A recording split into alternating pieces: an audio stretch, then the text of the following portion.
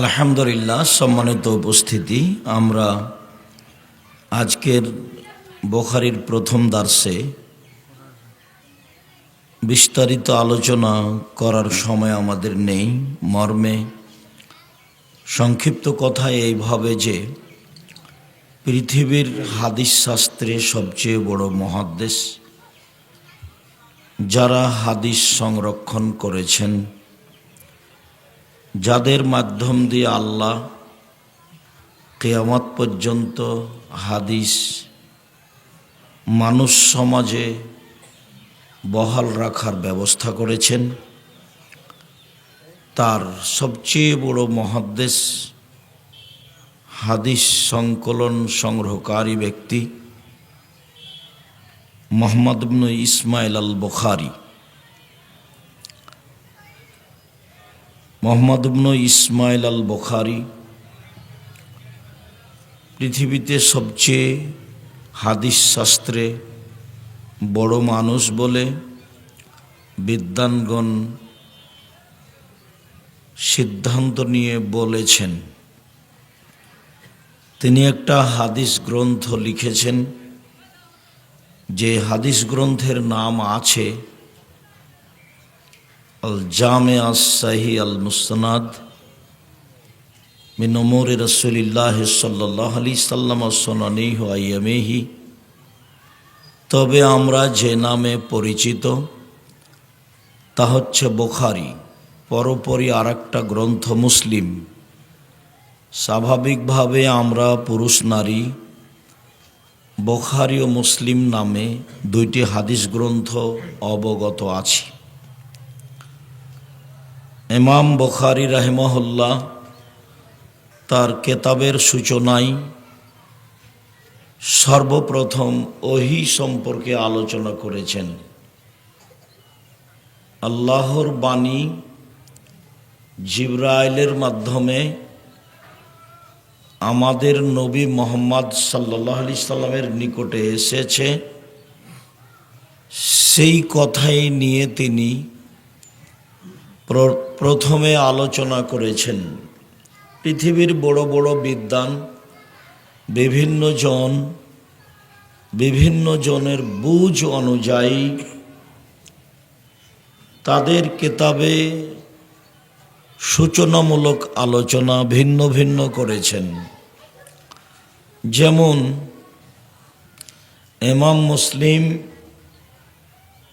কিতাবুল ঈমান, ঈমানের আলোচনা দিয়ে কিতাব আরম্ভ করেছেন। ইমাম আবু দাউদ অনেক বড় মুহাদ্দিস, তার কিতাব পবিত্রতা, ওযু পবিত্রতা দিয়ে শুরু করেছেন। ইমাম ইবনে মাজাহ অনেক বড় মানুষ, বড় মুহাদ্দিস, আল্লাহর সুন্নাতকে মানতে, রাসূলের সুন্নাতকে মানতে হবে, এটা আলোচনা আগে হবে। এই আলোচনা দিয়ে তিনি তার কিতাব আরম্ভ করেছেন। মর্মে ইমাম বুখারী রাহিমাহুল্লাহ ইসলাম ধর্মের সূচনা কিভাবে হলো, ওহীর মাধ্যমে হলো। আল্লাহর নবী বয়স যখন 40 কাছাকাছি, তখন কেন জানি তাকে মানুষ সমাজে থাকতে ভালো লাগে না। কেন জানি তিনি নির্জনে থাকা ভালোবাসেন। পরিস্থিতি এমন হয়ে গেল, এক পর্যায়ে তিনি আর মানুষ সমাজে থাকতে চাইলেন না। তখন তিনি গারে হীরায় রাত দিন কাটাবে নির্জনে, এই জন্য তিনি বাড়ি ছেড়ে চলে গেলেন। কয়েকদিনের জন্য খাদ্য পানি বেঁধে নিয়ে যেতেন। খাদ্য পানি শেষ হয়ে গেলে আবার আসতেন। খাদিজা রাদিয়াল্লাহু তাআলা আনহা তার জন্য খাদ্য পানি প্রস্তুত করে দিতেন। হঠাৎ একদিন জিবরাইল আলাইহিস সালাম তার কাছে আসলেন নির্জনে। এসে চেপে ধরে বললেন, ইকরা, পড়ুন। উনি বলছেন মা না বেকারে, আমি তো পড়তে জানি না। তো আবারও জিবরাইল বললেন পড়ুন। তো আমাদের নবী মুহাম্মদ সাল্লাল্লাহু আলাইহি সাল্লাম বললেন আমি পড়তে জানি না। আবারও জিবরাইল আলাইহিস সালাম বললেন পড়েন, ইকরা বিসমি রাব্বিকাল্লাযী খালাক খালাকাল ইনসানা মিন আলাক। এই কয়েকটা আয়াত জিবরাইল আলাইহিস সালাম আমাদের নবী মুহাম্মদ সাল্লাল্লাহু আলাইহি সাল্লামের সামনে পেশ করলেন। তিনি ছিলেন নির্জনে একাই, নির্জনে থাকা তিনি পছন্দ করেছিলেন। নির্জনের সুবাদে জিবরাইল আসলেন। ঘটনা ঘটল, মুহাম্মদ সাল্লাল্লাহু আলাইহি সাল্লাম স্ত্রী খাদিজার নিকটে এসে বললেন জাম্মিলুনি জাম্মিলুনি খাশিতু আলা নাফসি। খাদিজা তুমি আমাকে কম্বল দিয়ে জড়িয়ে ধরো, আমি মারা যাই নাকি, আমি নিজের ব্যাপারে আশঙ্কা করছি, আমার যে কি হয়। তখন খাদিজা রাদিয়াল্লাহু তাআলা আনহা বললেন বলেন কি আপনি, আপনার মতো মানুষের উপরে কোনো দুর্ঘটনা আসবে এটা হয় না। এই কথা বলে তিনি কয়েকটা কথা উল্লেখ করলেন। তাতে তিনি বললেন আপনি অসহায় মানুষের খাদ্য যোগান, অসহায় মানুষের বোঝা বহন করেন, মেহমানকে খাওয়ার ব্যবস্থা করেন,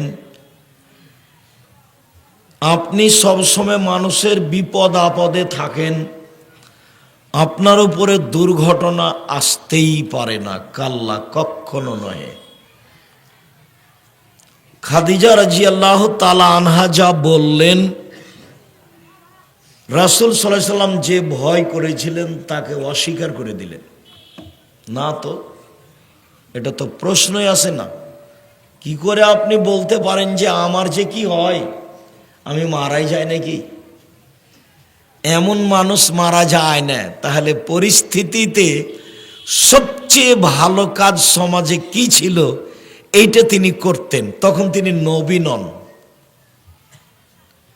তখন তিনি অসহায় মানুষের পাশে থাকতেন,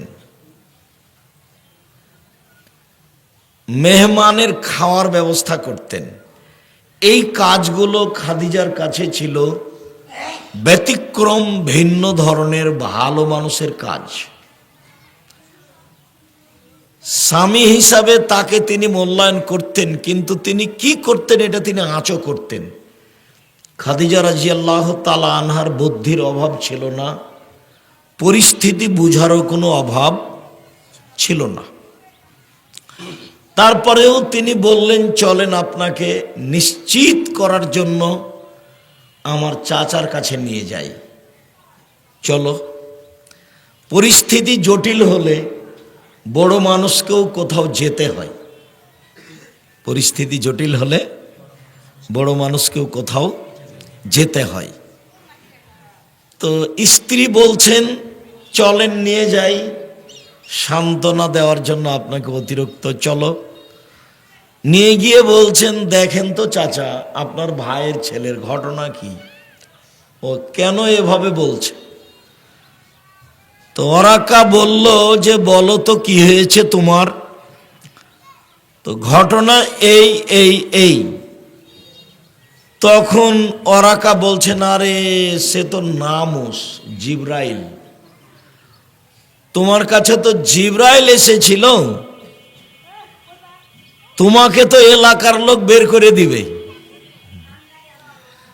তো তখন তিনি বলছেন না অমুক রেজিয়া, আমাকে বের করে দেওয়া হবে।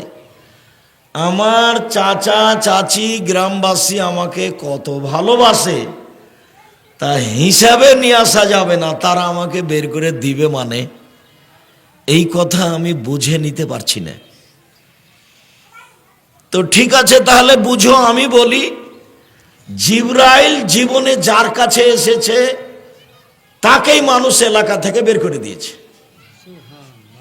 তুমি যে বলছো যে আমার আত্মীয় স্বজন, আমার চাচি, আমার চাচা, আমার গ্রামবাসী আমাকে জীবন দিয়ে ভালোবাসে, আর তারা আমাকে বের করে দিবে, এটা কথা হলো? তো তুমি যে বিশ্বাস করো না, তো তোমাকে বলি, জীবনে যার কাছে জিবরাইল এসেছে তাকেই বের করে দেওয়া হয়েছে। তো তোমার কাছে এসেছে, তোমাকেও বের করে দেবে। তো আমি ওই সময়তে বেঁচে থাকলে তোমাকে সহযোগিতা করতাম। তো এই হলো ওহির সূচনা। ইমাম বুখারী রাহিমাহুল্লাহ তার কিতাব শুরু করলেন ইসলাম ধর্মের সূচনা দিয়ে, ওহির সূচনা দিয়ে। তাতে তিনি একটা অধ্যায় উল্লেখ করলেন, বাবু কাইফা কানা বাদুল ওয়াহি ইলা রাসূলিল্লাহ সাল্লাল্লাহু আলাইহি ওয়াসাল্লাম। আল্লাহর রাসূলের নিকট কিভাবে ওহির আগমন হলো, কিভাবে ওহির আগমন হলো, এইটা হলো ইমাম বুখারীর বুখারী গ্রন্থে প্রথম আলোচনা। যদিও তিনি 4টা হাদিস পেশ করেছেন, তার একটা হাদিসেই মাত্র ওহির আলোচনা আছে, বাকি হাদিসে ওহির আলোচনা নেই। তবে ওহি সম্পর্কে কিছু কথা আছে 4টা হাদিসেই। কিভাবে ওহির সূচনা হলো, তো আমি কাইফা কানা বাদু ওহি এগুলো নিয়ে আলোচনা না করে সামনের দিকে যাই, তোমার ওস্তাজিরা সময়ে লম্বা আলোচনায় জানাবে কিভাবে ওহির আগমন আমাদের নবীর কাছে হলো। এইটা হলো ইমাম বুখারীর অধ্যায়, এইটাকে সামনে রেখে উনি কিছু বলবেন। তো অধ্যায়কে সামনে রেখে উনি একটা কোরআন মাজিদের আয়াত পেশ করলেন একেবারে সূচনাতেই, বাবটা অধ্যায়টা উল্লেখ করেই একটা আয়াত, ইন্না আওহাইনা ইলাইকা কামা আওহাইনা ইলা নূহিন ওয়ান নবিয়্যিনা মিন বাদিহি। নিশ্চয় আমি মুহাম্মদ সাল্লাল্লাহু আলাইহি সাল্লাম আপনার নিকট ওহী করেছি যেভাবে নূহ এর নিকট এবং নূহের পরবর্তী নবীগণের নিকট ওহী করেছিলাম। আপনার নিকট সেভাবেই করেছি যেভাবে অতীতের নবীগণের নিকট করেছিলাম। প্রথমত ইমাম বুখারী বলতে চাইলেন যে অতীতের নবীগণের কাছে যেগুলো ছিল সেইগুলো হাদিসের মতোই কথা ছিল, বা নবীর কথাগুলি অতীতের নবীর কেতাবের মাধ্যমে জিবরাইলের মাধ্যমে যা এসেছে তেমনি। এখানে ইমাম বুখারী ওহী মাতলুর আলোচনা করতে চাননি, যেগুলো জিবরাইল সরাসরি পড়েন, যার নাম কোরআন মাজিদ। এইটা ইমাম বুখারী এখানে বলতে চাননি, কেননা ইমাম বুখারীর উদ্দেশ্য কোরআন মাজিদ নিয়ে আলোচনা করা নয়। ইমাম বুখারীর লক্ষ্য উদ্দেশ্য হলো হাদিস নিয়ে আলোচনা করা।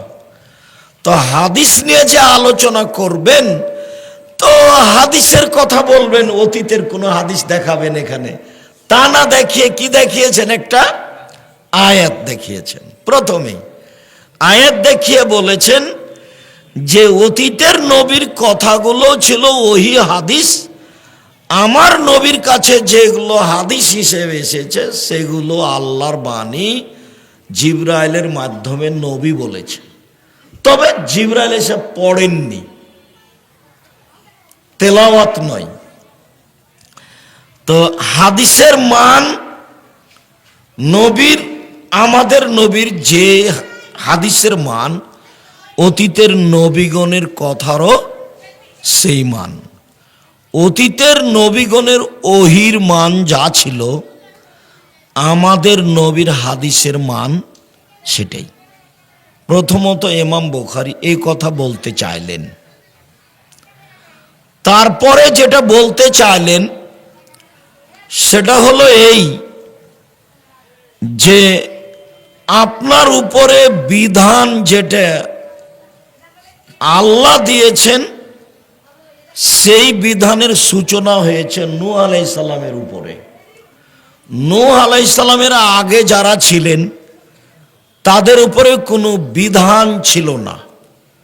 পাপ করলে কি হবে, নেকি করলে কি হবে, কিভাবে সলাত, কিভাবে সিয়াম, এইরকম বিধান নূহ আলাইহিস সালামের আগের নবীর উপরে ছিল না। যার কারণে তাদের কোনো বিধানও পাওয়া যায় না। যা পাওয়া যায় তা মোটামুটি নূহ আলাইহিস সালাম থেকেই পাওয়া যায়। তা আমাদের উপরে যেমন হালাল হারাম বিধান আছে, তো অতীতের নবী নূহ আলাইহিস সালামের উপরে তেমন হালাল হারাম বিধান ছিল।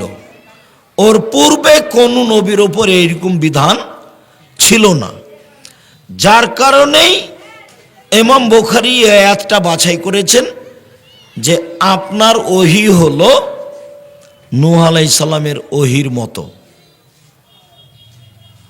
আয়াতটা পেশ করে আল্লাহর কথা বললেন যে আল্লাহ আমাদের নবীকে বললেন আপনার কাছে ওহী করেছি যেমন ওহী করেছিলাম নূহের নিকটে এবং তার পরবর্তী নবীগণের নিকটে। এরপরে আমরা এই আলোচনা ছেড়ে দিই। আমাদের সংক্ষিপ্ত 3টা আলোচনা আছে। তার প্রথম আলোচনা এইটা যে ইমাম বুখারী রাহিমাহুল্লাহ তার কিতাব আরম্ভ করেছেন ওহী দিয়ে। ধর্ম কিভাবে চালু হলো তার সূচনা দিয়ে। তারপরে একটা হাদিস চয়ন করেছেন ইমাম বুখারী। সেই হাদিসটার ব্যাপারে উনি বলছেন হাদ্দাসানা, আমাদেরকে হাদিস শুনিয়েছেন আল হুমায়দি ও আব্দুল্লাহ ইবনে জুবাইর। আর হুমায়দি বলেন আমাদের সামনে হাদিস পেশ করেছেন সুফিয়ান ইবনে ওয়াইনা। সুফিয়ান সাওরি নয়নি, সুফিয়ান ইবনে ওয়াইনা। সুফিয়ান ইবনে ওয়াইনারই ছাত্র হুমায়দি, 20 বছরের হুমায়দি ছাত্র সুফিয়ান ইবনে ওয়াইনার। সুফিয়ান ইবনে ওয়াইনা বলেন আমাদের সামনে হাদিস পেশ করেছেন ইয়াহইয়া ইবনে সাঈদ আল আনসারী। ইয়াহইয়া ইবনে সাঈদ আল আনসারী বলছেন আমাকে বলেছেন মুহাম্মদ ইবনে ইব্রাহিম আত-তাইমি। শুধু আমাকে বলেছেন, এই হলো গরীব, এই হলো হাদিস গরীব। আমাকে বলেছেন মুহাম্মদ ইবনে ইব্রাহিম আত-তাইমি। মুহাম্মদ ইবনে ইব্রাহিম আত-তাইমি বলেন যে তিনি নিজে আলকাম ইবনে ওয়াক্কাস থেকে শুনেছেন, এটাও গরীব। আলকামা ইবনে ওয়াক্কাস আল-লাইসি বলেন আমি উমর ইবনে খাত্তাবকে বলতে শুনেছি। এবার সাহাবীর কাছে চলে গেলেন। উমর ইবনুল খাত্তাব বলেন মিম্বারের উপরে বক্তব্য দিতে গিয়ে, মিম্বারে উঠে বক্তব্য দিচ্ছিলেন, তখন তিনি বক্তব্যের কোন এক পর্যায়ে বললেন যে সামাইতু রাসূলুল্লাহ সাল্লাল্লাহু আলাইহি ওয়াসাল্লাম ইয়াকুল, আমি আল্লাহর নবীকে বলতে শুনেছি। তিনি বলছিলেন ইন্নামাল আমালু বিন্নিয়াত, নিশ্চয় মানুষের কর্ম নির্ভর করে তার নিয়তের উপর। আপ ভালো তো জগৎ ভালো, নিয়ত ভালো তো সব ভালো। এখানেই আটকা পড়েছিল আটমুল মাদ্রাসার কিছু লোক যারা আশেপাশে থাকে, কেন কিভাবে তা আমার জানা নাই, জানা আমার প্রয়োজনও নেই। ইন্নামাল আমালু বিন্নিয়াত, মানুষের আমল নির্ভর করে কিসের উপরে? নিয়তের উপরে। নিয়ত ভালো তো সব ভালো, নিয়ত খারাপ তো সব খারাপ।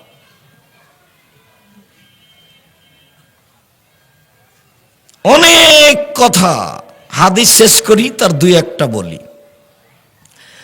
ওয়াইন্নামা লিকুল্লি ইমরিন মা নাওয়া, নিশ্চয় মানুষ সেটাই পায় যা নিয়ত করে, যার ইচ্ছা করে। নিয়ত শব্দটা মানুষ ভালোই বুঝে, রাখাল কিষান সবাই বুঝে। ওরাও বলে যে তোর নিয়তই খারাপ রে, তোর মাকসাদই খারাপ। দুটোই আরবি, কিন্তু মানুষে বুঝে যে তোর নিয়ত খুব ভালো, তোর ভাগ্য ভালো। ওয়াইন্নামা লিকুল্লি ইমরিন মা নাওয়া, মানুষ যেটা নিয়ত করে সেটা পায়। কথা শেষ হয়ে গেছিল, তারপরে আবারও বলছেন মূলত ব্যাখ্যা, ফামান কানাত হিজরাতুহু ইলা দুনিয়া ইউসিবুহা, কেউ যদি বাড়ি ত্যাগ করে টাকা ইনকাম করব মনে করে, তো সে পাবে, কম পায় কার বেশি পায়। আও এলা ইমরাতিন ইয়ানকিহুহা, কেউ যদি বাড়ি ত্যাগ করে কোনো মেয়েকে বিবাহ করব বলে, তো সেটা সে পাবে। তাহলে একটা মেয়েকে বিবাহ করার কথাটা এই বাক্যে আসা কেমন হয়, মানে কেমন লাগে যেন। তো এই ঘটনা একটা এরই সাথে আছে। ঘটনা একটা, মক্কা থেকে লোক চলে গেছিল মদিনা একটা মেয়েকে বিবাহ করার জন্য।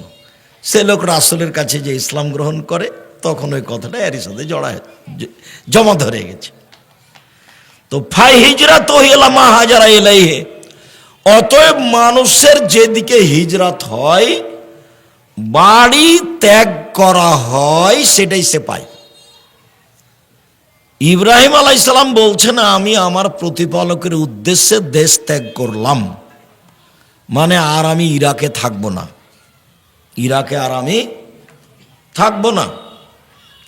ইরাকের লোক আমাকে আগুন দিয়ে জ্বালিয়ে দিতে চাই, তো আমি এখন হিজরত করব, দেশ ত্যাগ করব, থাকবই না দেশে। তো এখন চলে যাবেন উনি ফিলিস্তিন, ইরাক ত্যাগ করে।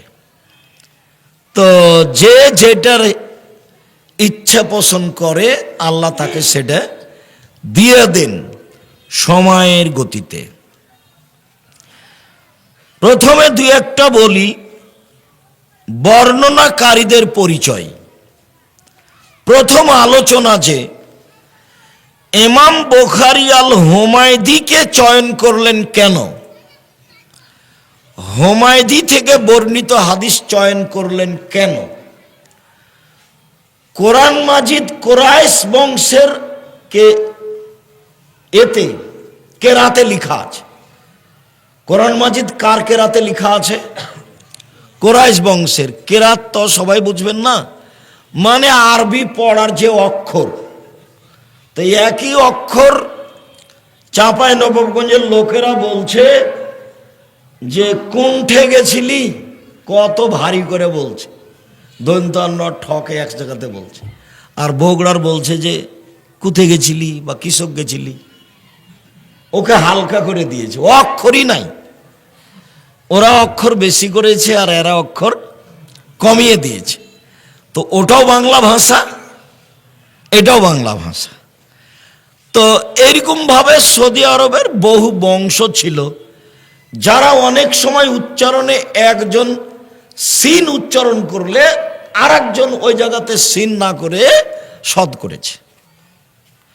একজন কেউ হামজা উচ্চারণ করেছে, তো ওই জায়গাতে আর একজন আর এক বংশ কি করেছে, আইন উচ্চারণ করেছে।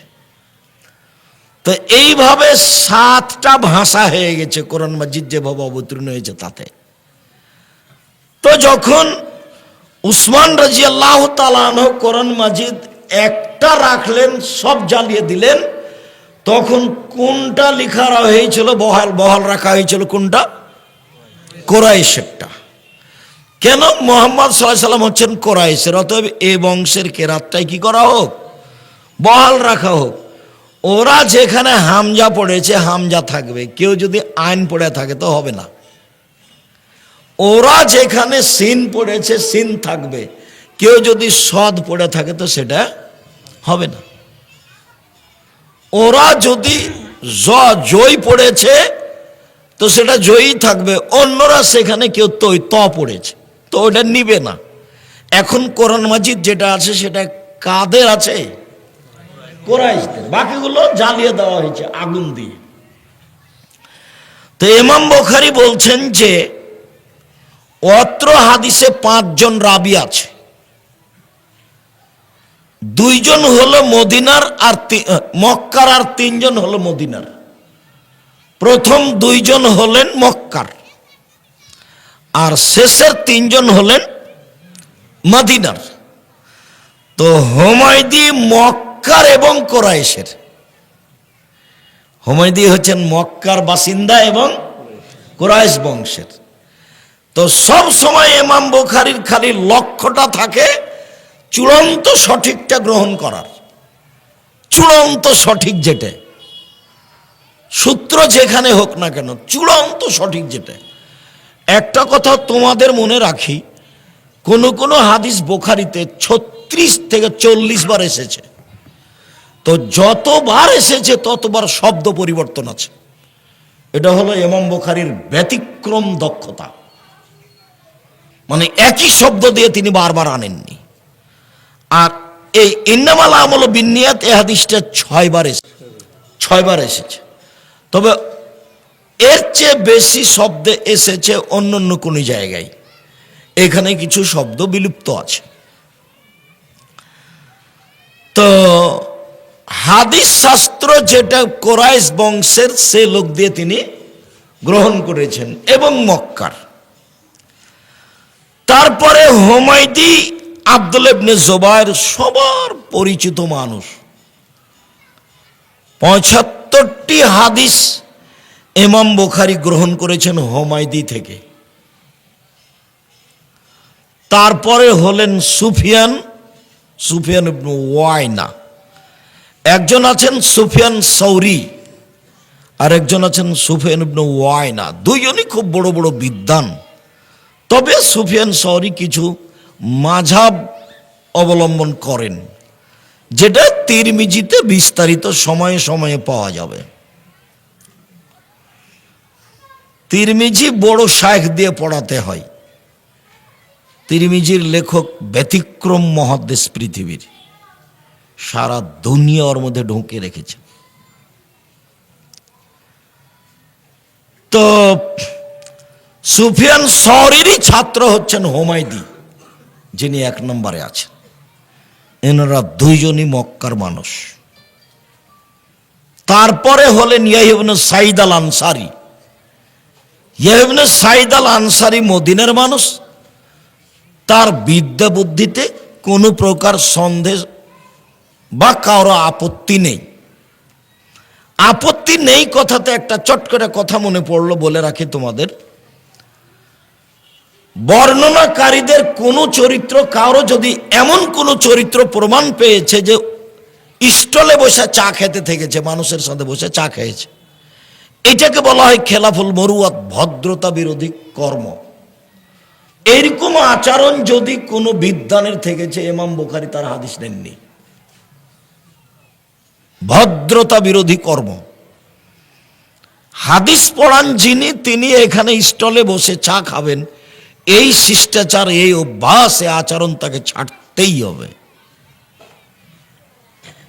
জামিয়া সালাফিয়ার ভিতরে চায়ের স্টল আছে, সব কিছু আছে। আমাকে ওই পাশ দিয়ে গেলে বসতে বলে, তেমন দেখো ফাঁকি দিয়ে চা বিক্রি করিও না, এটা বলতে এসেছি। কেউ অভিযোগ করলে এখানে থাকতে পাবা না। আমি তোমার চায়ের স্টলে বসে চা খাবো, এই জন্য আমি আসিনি। তাকে বলা হয় খেলাফুল মরুয়াত, ভদ্রতা বিরোধী কর্ম। 5 জন বর্ণনাকারী আছে অত্র হাদিসে। কারো ব্যাপারে কোনো প্রকার ভুলে যাওয়া, কোনো দোষ ত্রুটি ভদ্রতা বিরোধী আচরণ, মানুষের সাথে লেনদেনে মিথ্যা, গ্রামবাসী তার উপরে মিথ্যা আরোপ করেছে, কেউ খারাপ মন্তব্য করেছে, এরকম কোনো প্রমাণ নেই। তারপরে হলেন মোহাম্মদ ইবনে ইব্রাহিম আত-তাইমি আর আলকামা ইবনে ওয়াক্কাস, খুব বিচক্ষণ মানুষ, ফকিহ, কোরআন হাদিসের সারমর্ম কি তা খুব ভালো বুঝতেন। তো তিনি সাহাবী না তাবেঈ, এই নিয়ে বিদ্বানদের দুই মত আছে। আগেরগুলো সবাই তাবেঈ, হুমায়দি থেকে শুরু করে 4 জন সবাই তাবেঈ। তাবেঈ মানে সাহাবীদের অনুসারী যিনি, আর সাহাবী মানে নবীকে নগদ দেখে অনুসারী যিনি। সাহাবী মানে নবীকে নগদ দেখে অনুসারী যিনি, আর তাবেঈ মানে সাহাবীকে দেখে থেকে অনুসারী যিনি, আর তাবেঈ মানে তাবেঈকে দেখে চলেছেন যিনি। তো অত্র হাদিসে 5 জন রাবি আছে বর্ণনাকারী, তার 4 জনই হলেন তাবেঈ, আর একজন তাবেঈ না সাহাবী তা নিয়ে মতভেদ আছে। আব্দুল্লাহ মিন্নাতুল বারিতে তাবেঈ নয় এটাই চূড়ান্ত সিদ্ধান্ত দিয়েছে। খুব তথ্যবহুল আলোচনা মিন্নাতুল বারি, বুখারীর ব্যাখ্যা, একবারে ভিন্ন ধরনের তথ্যবহুল আলোচনা। আলবানী যে 4টা হাদিসকে জয়ীফ বলেছেন বুখারীর, এমন লিখা হয়েছে, পড়লে মনে হবে যে আলবানীর বড় ভুল হয়ে গেছে, এরকম মনে হবে। তো আলকামা ইবনে ওয়াক্কাস আল-লাইসি বিচক্ষণ রাবি, রাবিদের ব্যাপারে মোটামুটি কথা শেষ করলাম। তারপরে হলো ইন্নামাল আমালু বিন্নিয়াত। ইন্নামাল আমালু বিন্নিয়াত, এই হাদিসটি ইমাম বুখারী কেন নিয়ে আসলেন? আলোচনা তো ওহীর, তো এখানে তো ওহীর কোনো কথা নেই, যার কারণে একচাটিয়া বিদ্বানগণ বলতে চেয়েছেন যে ছাত্র শিক্ষক সবাই যেন নিয়তটা ঠিক করে নেয়। পড়তে পড়তে কয়দিন পরে একজন বলছে গার্মেন্টসের চাকরি নিবি, বেতন 30,000, তখন বলছে যে বুখারীর দাস থাক, গার্মেন্টসে যাই, টাকা। তো বাপ মা মিলে সিদ্ধান্ত নিয়েছে যে চল রে, ছেলেটা 3টে তো পার হয়ে গেছে, দুনিয়ার বদ, একটা ভালো আটমূল মাদ্রাসায় দি। তো আটমূল মাদ্রাসায় দিয়েছে। তো 2-4 মাস পরে খালা বলছে, ছেলেটার খালা, তোর মা বুঝে তোকে নষ্ট করার জন্য দিয়েছে, তোর কত মেধা ভালো, তোকে যদি এতে বগুড়া ক্যাডেট স্কুলে ভর্তি করতো তাহলে তোর কত শোনো হতো, কত কি করতি, ইঞ্জিনিয়ার হয়ে একটা বড় ডাক্তার হয়ে শয়তান হতি, প্রতারক। তো এভাবে খালা বারবার বলেছে।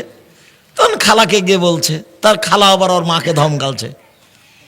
তখন ওর খালু আবার বলে, তুমি জাগা পাও না, ছেলেটা ওখানে দাও।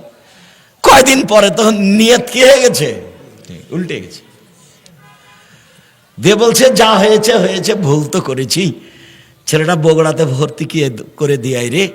ইন্নামাল আমালু বিন্নিয়াত, ইমাম বুখারী কি আসলে ওহীর সাথে মিলানোর জন্য হাদিসটা নিয়ে এসেছেন, না ছাত্র শিক্ষকের অন্তরকে সংশোধন করার জন্য নিয়ে এসেছেন?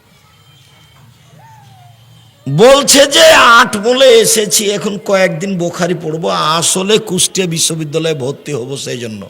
তো কয়েকদিন কোথায় আর থাকবো, 8 মূলে খাই থাকি ফিরি। তো জামিয়া সালাফিয়ায় গেল না কেন, হাজার হাজার ছাত্র। তো বলছে যে আর বলেন না, আব্দুর রহমান এমন শক্ত, বাপ রে বাপ, পা ধরে পড়ে নিয়ে গেছিলাম, তো হয়নি। কই যে হবে না রে, অন্তর আর একটা আছে। কয়দিন পরে ও কোথায় যাবে, কুষ্টিয়া বিশ্ববিদ্যালয়ে ভর্তি পরীক্ষা দিতে যাবে। আসলে এমনি আছে ও এখানে। তো ইমাম বুখারী বলছে যে ছি ছি ছি ছি, ওহির আলোচনা শুরু করেছি, কিন্তু তুমি আগে কি করো? সংশোধন হও। ইন্নামাল আমালু বিন্নিয়াত। তুমি যে এখন ফাঁকি দিয়ে আছো, চাপানো মজের ভাষাতে ভোগা দিয়ে আছো, ফাঁকি দিয়ে যে তুমি আছো, তো তোমার অন্তরে একটা কালো দাগ পড়ে গেছে। অন্তরে তোমার একটা কালো দাগ পড়ে গেছে, এটা দিয়ে আর হবে না পড়া। যেখানেই যাও পথ ভালো আর হবে না, কেটে গেছে। ওটা নিয়তে কি হয়ে গেছে? ত্রুটি হয়ে গেছে, ফাঁকি দিয়ে দিন কাটাচ্ছ। তো অনেক বিদ্বানী আলোচনা অন্য আর এই হাদিসটাকে সামনে রেখেছে। তার মধ্যে মেশকাতও তাই। উনি ইমানের আলোচনা করবেন, দেখি তার উপরে একটা হাদিস লিখে রেখেছেন, সেটা হলো ইন্নামাল আমালু বিন্নিয়াত। তো মেশকাতের লেখক ও ছাত্ররাকে বলছে, দেখো আমি হাদিসটা নিয়ে এসে নিজেকেও সংশোধন করতে চেয়েছি, ভালো মানুষ করতে চেয়েছি। তোমরা যারা পড়ছো তারা একটু তোমরা কি করো? ভালো মানুষ হওয়ার চেষ্টা করো। নিয়তে ত্রুটি থাকলে সব যাবে। নিয়তে ত্রুটি থাকলে মিথ্যার আশ্রয় নেওয়া লাগবে, আর মিথ্যা যখন ঢোকে যাবে তখন আর সেটা ভালো থাকবে না। ইমাম বুখারী ওহী দিয়ে আলোচনা শুরু করেছেন আর তাওহীদ দিয়ে আলোচনা শেষ করেছেন। ওহী দিয়ে আলোচনা শুরু করেছেন আর তাওহীদ দিয়ে আলোচনা শেষ করেছেন। কেন এভাবে করলেন? ওহী দিয়ে আলোচনা শুরু করে বললেন, পৃথিবীর মানুষ জীবনটা কাটাও ওহী অনুযায়ী, আর শেষটা যেন তাওহীদ টিকে থাকে, লা ইলাহা ইল্লাল্লাহ। যদি লা ইলাহা ইল্লাল্লাহ না টিকে তো ওহী গেছে, ওহী গেছে। তো এতদিন তো আমল করলে ওহী অনুযায়ী, তো শেষেরটা যেন তাওহীদের উপরে থাকে। মান কানা আখিরু কালামিহি লা ইলাহা ইল্লাল্লাহ ফাদাখালাল জান্নাহ। কারো যদি বাক্য হয় শেষ কালেমা লা ইলাহা ইল্লাল্লাহ, তো সে জান্নাতে চলে গেছে। তাহলে তাওহীদ আছে সেই জন্য। ইমাম বুখারী ওহী দিয়ে আলোচনা শুরু করলেন আর তাওহীদ দিয়ে শেষ করলেন। কেন? ওহী হলো অন্তরের বিষয়, ওহী হলো অন্তরের বিষয়, আর তাওহীদ হলো বাস্তবতার বিষয়।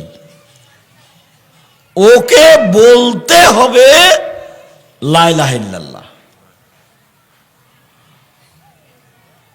অন্তরে ত্রুটি থাকলে ওহী কেটে যাবে। সেই জন্য ইমাম বুখারী ওহী দিয়ে শুরু করেছেন আর তাওহীদ দিয়ে শেষ করেছেন। ইমাম বুখারী ওহী দিয়ে শুরু করে বলেছেন, দেখো যার যত নিয়ত ভালো তার তত আমলের ওজন ভালো। তাই ওহী দিয়ে শুরু করে ওজন দিয়ে শেষ করেছেন, তাওহীদ দিয়ে শুরু করে ওজন দিয়ে শেষ করেছেন। শেষ হাদিসটা কিসের? কালিমাতানে সাকিলাতানে খাফিফাতানে ফিল মিজানে, দাড়ি পাল্লা দিয়ে করেছেন। তার মানে যার নিয়ত যত ভালো তার দাড়ি পাল্লাতে নেকি তত ভারী, তত ভালো। যার নিয়ত যত ফাঁকি দেওয়া তার ওই দাড়ি পাল্লার নেকি তত খালি, এমনিতে হালকা। তো আমি আরো দুইটা কথা আছে, সেই জন্য তোমাদের এখানে তোমাদেরকে সতর্ক করো। তো আমরা নিজেরা সতর্ক হওয়ার উদ্দেশ্যে যারা এখানকার শিক্ষক, যারা আমরা আছি দায়িত্বে, তাদের সতর্ক করার লক্ষ্যে বলি যে অবশ্যই নিয়ত সংশোধন করে কাজ করতে হবে। এইভাবে বলা হবে না যে আচ্ছা যাক এটা এখন হচ্ছে তো এটা করে নি, পরে আর একটা তো অন্য করবোই, সেটা তো আমি জানছি, পরে আর একটা করবো সেটা তো জানছি। তোমার অন্তরটা যেন খুব পরিষ্কার হয়। আসলেই তুমি দুদিন থাকার জন্য এখানে আসনি, বুখারী পড়ার জন্য এখানে এসেছো। এইটা যেন হয়, এইটা ছাত্র শিক্ষক সবাকেই বলি। আর একটা কথা বলি, বুখারী পড়াও ভাগ্য, বুখারী পড়ানো ভাগ্য। বুখারী পড়াও ভাগ্য, বুখারী পড়ানো ভাগ্য। যদি পড়তে পড়তে 2 মাস 4 মাস 6 মাস পরে চলে যাও, তাহলে বুঝতে হবে ভাগ্য টলে গেছে। আসলে আমার ভাগ্যে এটা নেই, তাই এটা ঘটল। বুখারী পড়াতে পড়াতে যদি বন্ধ হয়ে যায়, তাহলে বুঝতে হবে ভাগ্য টলে গেছে। আসলে আমার ভাগ্যে এটা নেই, আমি জোর করে ধরে রাখছিলাম।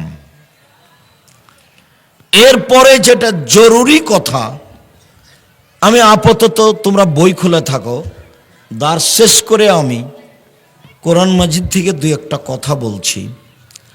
তার প্রথম কথা হলো এই যে আটমল সালাফিয়া মাদ্রাসা আল্লাহকে সন্তুষ্ট করার উদ্দেশ্যে চালু হয়েছে।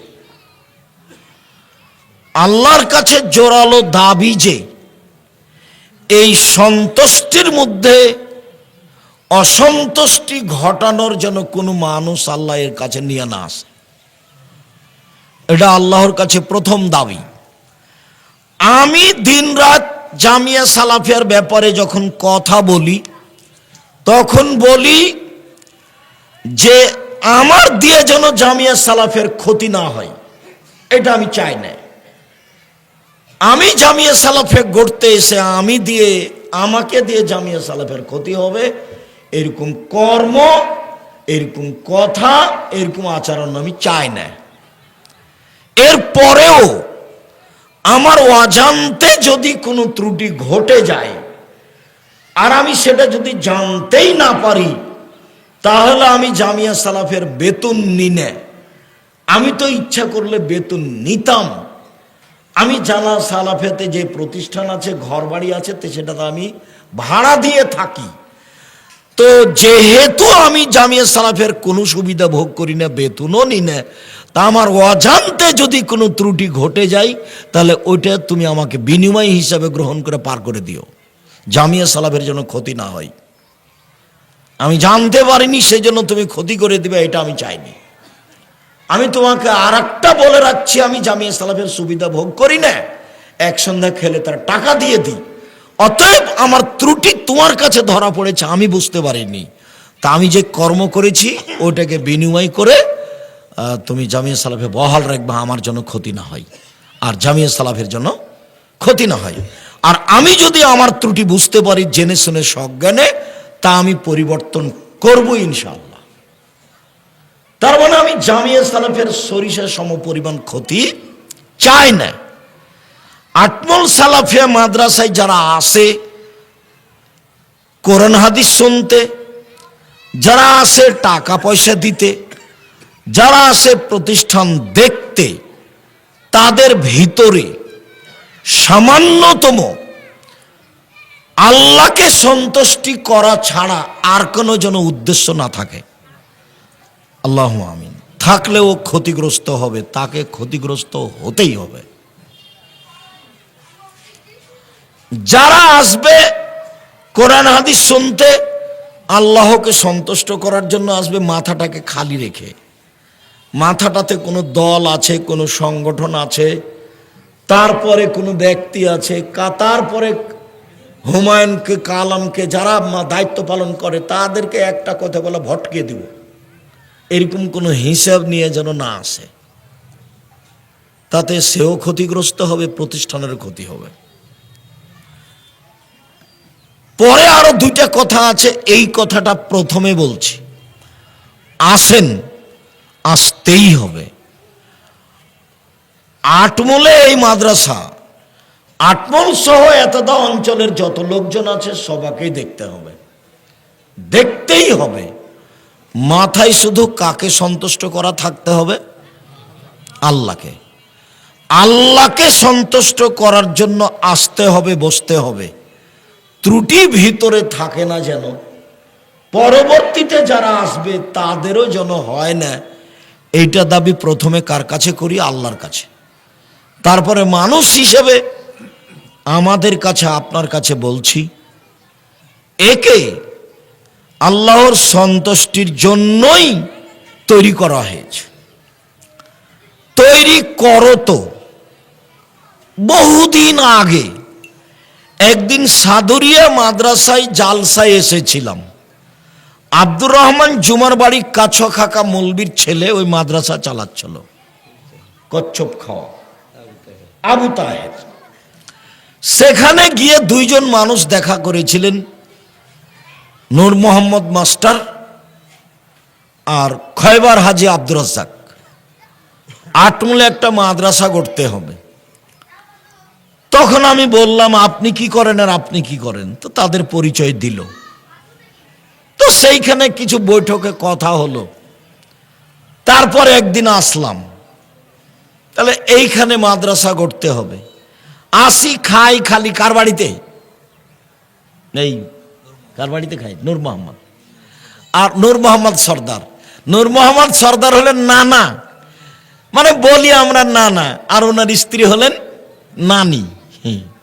তো নানা আর নানি, নানির বাড়ি রান্না বান্না খাই আর এই গল্প করি আর সময় কাটাই যে কিভাবে মাদ্রাসা করতে হবে। গড়তে ভাবতে ভাবতে ভাবতে পরবর্তীতে আরো আয়সা যোগ হলো। যারা তব ভাই আসলেন, আরো যারা আলাউদ্দিন আব্দুল লতিফ মাস্টার, ওনারা সব আসলেন, দিয়ে 5-6 জন হয়ে গেল। সূচনা হলো 2 জন দিয়ে, বৈঠক 2-3টা হলো 2 জন দিয়ে, আর আমি আছি ফাও, এমনি আমিও আছি একবারে সূচনা থেকে প্রথম দিন। তো ঠিক আছে, করা লাগবে।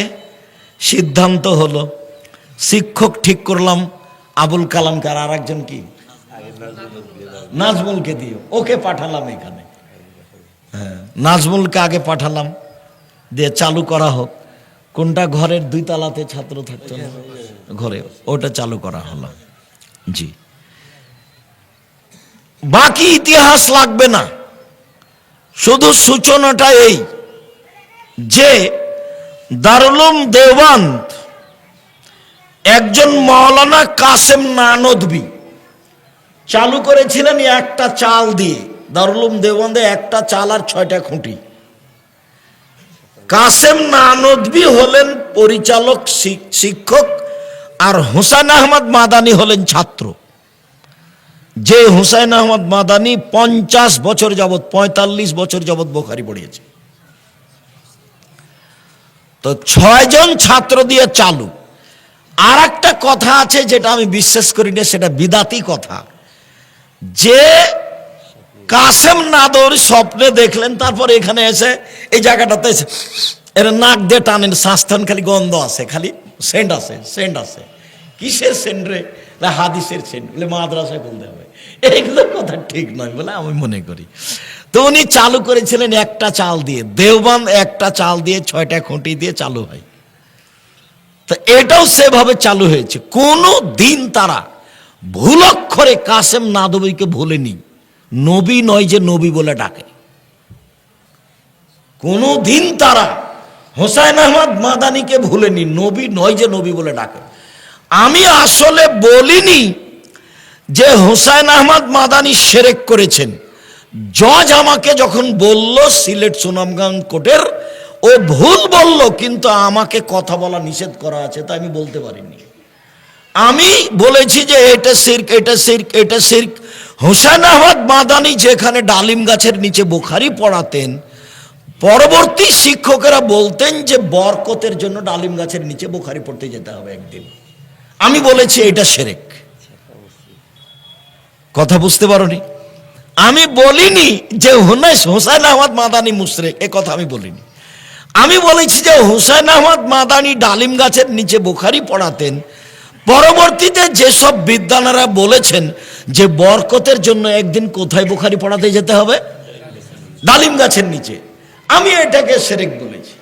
তো জজ আমাকে বলছে, ছাত্তা মসজিদের ওখানে জজ আমাকে বলছেন যে আপনি বলেছেন হুসাইন আহমদ মাদানী মুশরিক। তা আমি কিন্তু এখন তার বলতে পারি না যে না, আপনি ভুল বলছেন। কেননা উকিল আমাকে বলেছে যা বলবেন মুখ খুলবেন না, যা বলবে খালি আপনি শুনবেন। এদের নাম জজ, হাকিম। হাকিম নড়ে তো হুকুম নড়ে না। একটা ঘটে যেতে পারে। তো তারা কোনোদিন স্মরণে তাদেরকে ভুলেনি। তাদের একটা দুয়া বরকত আছে, যখনই ভিন্ন কিছু ঘটবে তখন আল্লাহর অসন্তুষ্টি নেমে আসবে। যখনই আল্লাহর অসন্তুষ্টি নেমে আসবে তখন আপনার শত চেষ্টা ব্যর্থ হবে, শত চেষ্টা ব্যর্থ হবে। আর আরেকটা কথা, যে কাজের জন্য লাগে অধিকার। যেমন আমরা টপ ভাইয়ের ছেলেকে পূর্ণ অধিকার দিয়ে রেখেছি, বাবা তুমি প্রতিষ্ঠানটা দেখো, ভাবো, চিন্তা ভাবনা করো, প্রতিষ্ঠান ভালোভাবে গড়তেই হবে। তো স্বাধীনতাই চেয়েছে মুসা আলাইহিস সালাম ফেরাউনের কাছে গিয়ে। স্বাধীনতার খুব দাম। একবারও বলেননি মুসা ফেরাউনকে যে ইসলাম কবুল করে, ইসলাম গ্রহণ করেন, বলেন এক আল্লাহ, বলেন এক আল্লাহ, এ কথা মুসা বলেননি। দেখেন 1 মিনিট বলি, এই চলো এক, চুপ থাকো। মুসা আলাইহিস সালাম আল্লাহ যখন মুসাকে বললেন যে ফেরাউনের কাছে যান আপনি, তো মুসা বললেন যে আমি সাবলীল ভাষায় ভালো করে কথা বলতে পারি না। তখন আল্লাহ বললেন যে আমি ওটা ঠিক করে দিচ্ছি, আপনি বলেন রব্বি ইশরাহ লি সাদরি ওয়া ইয়াসসির লি আমরি ওয়াহলুল উকদাতাম মিন লিসানি ইয়াফকাহু কাওলি। যেতে হবে, যান, আমি ওটা ঠিক করছি। তখন মুসা আলাইহিস সালাম বলছেন, দেখেন ফেরাউনের পক্ষ থেকে আমার উপরে একটা হত্যার অভিযোগ আছে, আমি কিন্তু এক থাপ্পড় দিয়ে একটা মানুষ মেরে পালিয়ে এসেছি, ও কিন্তু আমাকে মারবে। তখন আল্লাহ বলছেন যে ঠিক আছে, আমি আপনার সাথে আছি, আমি আপনার সাথে আছি। তো মুসা আলাইহিস সালাম বলছেন, না আমি একাই যেতে পারবো না, আমার ভয় হচ্ছে। এরপরেও কি হবে তাহলে? বলে আমার ভাইকে সাথে দেন। ঠিক আছে, দিলাম। সব কথা আল্লাহ মুসার মেনে নিলেন। এইবার দুইজন চলে এসেছেন ফেরাউনের কাছে, ফেরাউনা ফাকুলা, দুইজন এসে বলছেন, ইন্না রাসূল রাব্বিল আলামিন, আমরা হচ্ছি বিশ্ব জগতের প্রতিপালকের পক্ষ থেকে রাসূল, আন আরসিল মানা বানি ইসরাইলা, বানি ইসরাইল আপনাদের দাস দাসী হিসাবে আছে, ছেড়ে দেন। আব্দুল্লাহর বক্তব্যই এটা, গোলাম হয়ে জাতির কাছে বসবাস করতে রাজি নই, গোলাম হয়ে একদিন বাঁচতে চায় না। মুসা বলছেন যে আমার সম্প্রদায়কে ছেড়ে দিতে হবে। আগে তো এসে বলবে বল লা ইলাহা ইল্লাল্লাহ বল, এই কথা না বলে কি বলছেন, আমার লোকজন ছেড়ে দেন। যুগ যুগ ধরে মুসা আলাইহিস সালামের সম্প্রদায়ের বানি ইসরায়েলেরা দাস দাসী হিসেবে আছে। সারাদিন পুরুষকে কাজ করে নেই, বা যখন তখন পুরুষদের হত্যা করে, আর বানি ইসরায়েলের নারীদের সাথে অন্যায় করে এবং বাড়িতে দাসী হিসাবে রাখে। শতাব্দীর পর শতাব্দী, শতাব্দীর পর শতাব্দী, কাল কাল ধরে চলছে। তো মুসা আলাইহিস সালাম বলছেন ছেড়ে দেন এদেরকে। তো এই কথা বলতে ফেরাউনের খুব ব্যাঘাত, আঁতে ঘা লেগেছে। তখন ফেরাউন বলছে, আলাম নুরাব্বিকা ফিনা, কি ব্যাপার, তোমাকে আমি লালন পালন করিনি ওয়ালিদান শিশুকালে, অলাবেস্তা ফিনা নুমরেকা সিনিনা, তুমি বহুদিন আমার মাঝে ছিলে না, আমার সামনে এসে এভাবে কথা বলো, মানে আমার লোকজনকে ছেড়ে দেন, এই কথা তো যেমন তেমন নয়, এটা মুখের ওপরে বলা, লিখিত ভাবেও নয়, স্মারকলিপি নাই এখানে, নগদ ছেড়ে দেন। তখন ছোট থেকে শুরু করেছে ফেরাউন তাকে, তোমাকে আমি লালন পালন করিনি, তুমি আমার বাসায় বহুদিন ছিল না, ফালতা ফালাতাকা আল্লাতী ফালতা, তুমি একটা কর্ম করেছো, যা তুমি করেছো, তুমি তোমার কর্ম করেছো, এক থাপ্পড়ে মানুষ মেরেছো, ওয়া আনতা মিনাল কাফিরিন, তুমি বড় অকৃতজ্ঞ। এটা মুখের উপরে ফেরাউন বলল মুসাকে। মুসা বললেন একটা, ফেরাউন বলল আর একটা। তো এইবার মুসা বলছেন যে কালা ফাল তোহা এদাউয়ানা মিনাল দলিন, হ্যাঁ আমি এক থাপড় দিয়ে মানুষ মেরেছি, তখন আমি ভ্রান্ত পথে ছিলাম। ফারাক্তু মিনকুম, তোমার ভয়ে আমি দেশ ছেড়েছি। লাম্মা খিফতুকুম, যখন তোমার আশঙ্কা তোমাকে মারবা। ফাওয়াহাবা লি রাব্বি হুকমান, আমার প্রতিপালক আমাকে জ্ঞানে গুণে পূর্ণ করেছেন। ওয়া জাআলানি মিনাল মুরসালিন, আমাকে নবী করেছেন। ওয়া তিলকা নিয়ামাতুন তামুন্নুহা, আর এই যে তুমি বললে ছোট থেকে লালন পালন করেছি, এই করেছি, তুমি আমার প্রতি অনুগ্রহ করেছ, অনুগ্রহ করে তুমি খোটা দিয়েছ। আনাবাত্তা বানি ইসরাইলা, এই সুবাদে তুমি বানি ইসরাইলকে দাস দাসীতে পরিণত করেছ। তুমি বড় উদ্ধত স্বৈরাচার, সীমা লঙ্ঘন করেছ। এটা মুসা আলাইহিস সালাম বললেন। যখন বললেন যে তুমি উদ্ধত স্বৈরাচার, সীমা লঙ্ঘন করেছ, তখন ফেরাউন হত্যার সিদ্ধান্ত নিল। যা হলো হলো। তো কাজের জন্য স্বাধীনতা লাগে, আর একজন যদি এসে হাত খেলায় তাহলে সে কাজ কখনো সুন্দর হবে না। প্রত্যেকটা মানুষ যারা কিছু করতে চায় তারা যেন জাতির কাছে স্বাধীনতা নেয়। স্বাধীনতা না থাকলে কিছু করতে পারবে না। এটা এক। প্রথমত, ভুল কিছু করলে আল্লাহ অসন্তুষ্ট হলে একটাও টিকবে না। দুই, সূরা ইউসুফে আছে যে যখন ইউসুফ আলাইহিস সালামের কাছে সরকারিভাবে লোক পাঠানো হলো যে আপনাকে সরকার ডেকে পাঠিয়েছে আর আপনাকে জেলে থাকতে হবে না, তখন ইউসুফ আলাইহিস সালাম বললেন, না, আমি জেল থেকে বের হব না যতক্ষণ পর্যন্ত জুলাইখা জাতির সামনে না বলেছে যে অন্যায় আমি করেছি, ইউসুফ করেনি।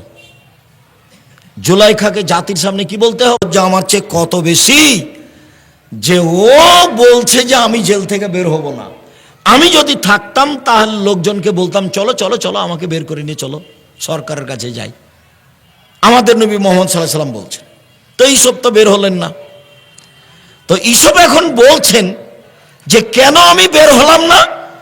লেলাম আন্নিল্লাম এখনো বিল গায়বে, জুলাইখার স্বামীকে জানতে হবে আমি তার অজান্তে বিশ্বাসঘাতকতা করিনি। আমি জুলাইখার স্বামী আমাকে এখানে থাকতে দিয়েছে, খেতে দিয়েছে।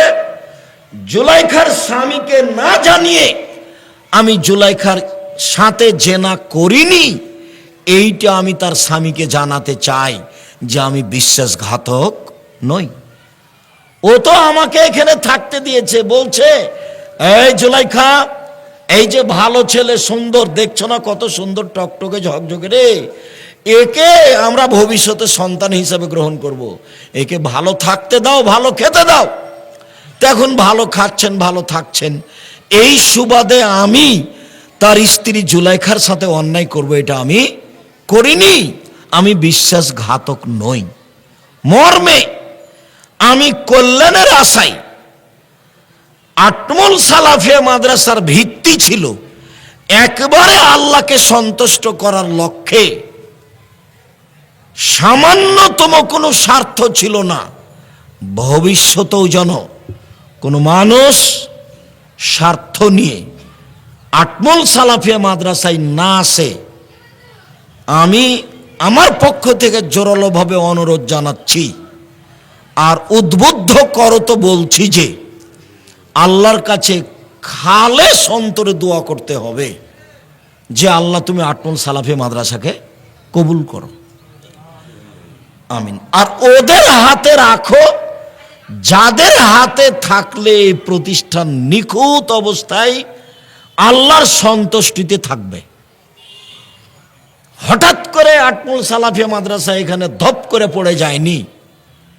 এটা কিভাবে গড়ে উঠেছে সবাইকে মনে রাখতে হবে।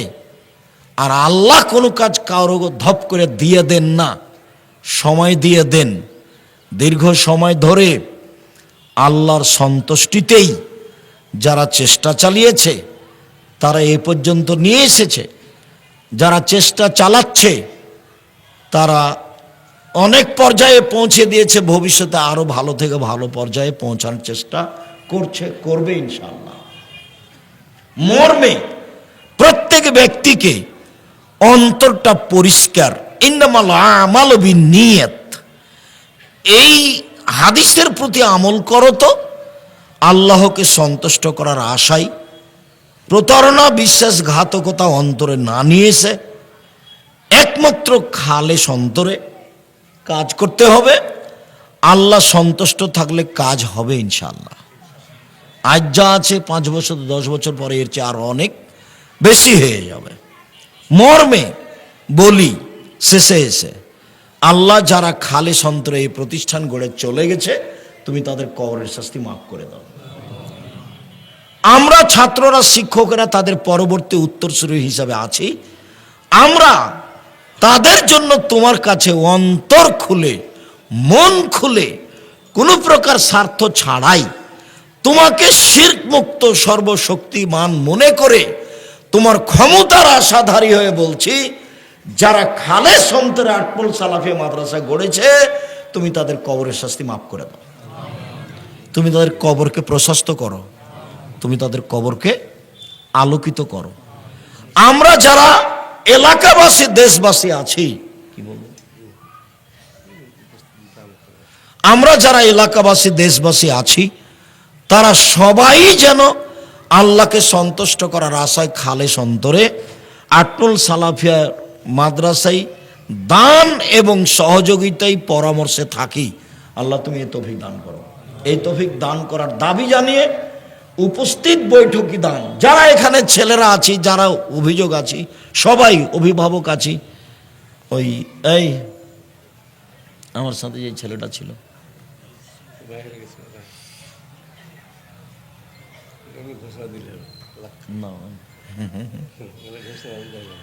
আচ্ছা, আপনাদের সাথে আমিও বৈঠকি দানে আছি ইনশাআল্লাহ। আপনারা সবাই বৈঠকি দানে অংশগ্রহণ করে, সবাই আমাদের সাথে যারা আছে, তোমরা শিক্ষক, তোমরা না খালি পকেটে চলে এসছো নাকি? বৈঠকি দানে জাযাকুমুল্লাহ খাইর, সবাই অংশগ্রহণ করবেন।